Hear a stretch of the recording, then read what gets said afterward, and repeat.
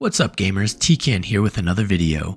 With Season of Discovery just one day away, I thought I'd do a quick and simple video on what I'm doing to prepare for launch day. Now I do think most of these are straightforward logical things, but hey, maybe there's a few tips that someone will find useful. Before we jump into it though, make sure to hit that like and subscribe button because it does help grow the channel.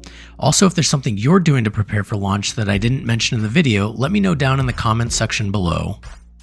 The first thing that I would do to prepare is figure out what realm and faction I wanted to play on with friends. Blizzard already said that they were going to be doing 4 servers total, 2 PvP servers, 1 RP server, and 1 PvE server. In addition, this time around they're going to be having faction locks so one faction can't dominate the server. The reason why I bring this up is because I don't know about you, but I have different groups of friends that I've played WoW with over the years that all want to play on different servers and factions, which makes deciding where to play all that more difficult.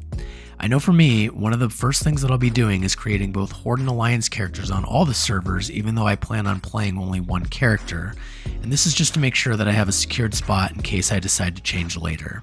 I think the last thing any player would want to hear is that they can't play with their group of friends just because there's a server or a faction lock. At the start of the season, I don't think this will be that big of an issue, but as the phases continue and people begin to drop off, it's going to become a much bigger challenge to change servers or factions, unless they do add it to the Blizzard store, that is. Second thing I'm sure most of you are already doing, but I would start planning on what class, spec, and runes you want to play. Obviously the new class runes synergize with the different specs of that class, and you'll only be limited to 16 talent points at 25. Knowing how you want to play could put you at a major advantage and save you from having to redo specs or farming gear. If you didn't already know, you can go to sites like 60 Upgrades and plan out your whole build ahead of time. Now, I know a lot of content creators are making things like tier lists and class guides and blah blah blah, but I personally wouldn't pay any attention to them because Blizzard already said that they'd be paying close attention to the classes and tweaking them as appropriate. Personally, I just play what sounds fun, and to me that's either going to be a shaman or a warlock. The third thing that I'm doing to prepare is looking at which professions I want to go.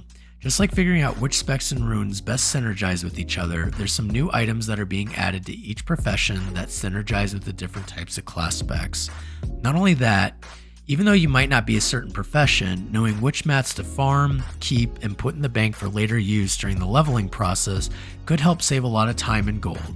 I'm also sure as we start playing, there will be new recipes and materials to discover. Just remember, if the item quality is gray, it's vendor trash. If the item quality is white or above, it has a use in something.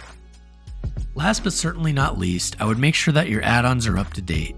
Since Season of Discovery is going to be on patch 1.15, most of your add-ons from Classic should already work, like Details or Bagnon, but who knows, if you haven't played Classic or Era in a while, you may run into some issues.